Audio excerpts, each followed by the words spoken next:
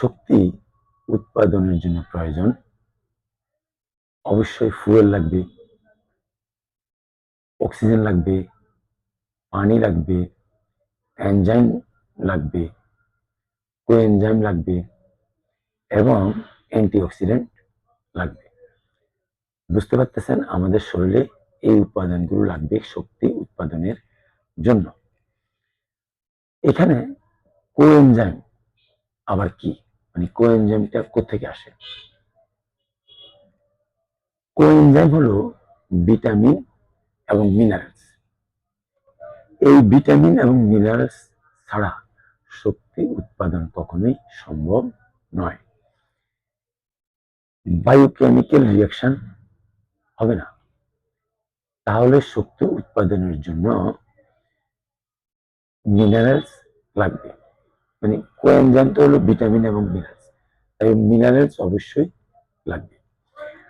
শরীরের আরো অন্যান্য কিছু ফাংশনও মিনারেলস ছাড়া সম্ভব নয়। এখন প্রশ্ন হলো, কোন মিনারেলস আমরা খাব? আমাদের অবশ্যই অর্গানিক মিনারেলস লাগবে।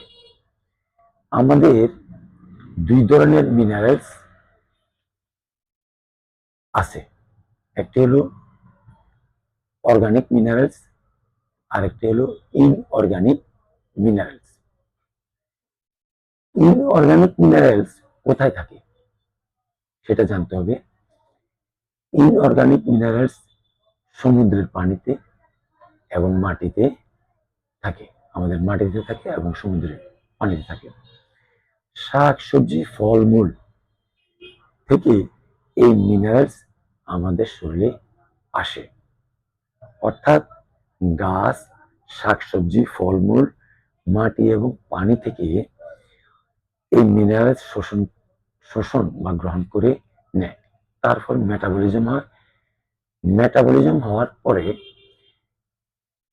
অর্গানিক হয়ে এই মিনারেলস আমাদের শরীরে আসে। আমাদের মাটিতে এখন আর আগের মতো এত মিনারেলস নেই, অনেক কমে গেছে। এই জন্য শাকসবজি এবং ফলমূল খাওয়ার পরেও আমরা আমাদের শরীরে মিনারেলস ঘাটতি পূরণ হচ্ছে না।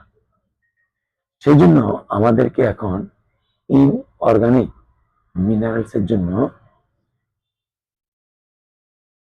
সমুদ্রের পানি বা সমুদ্রের খাবারের উপরে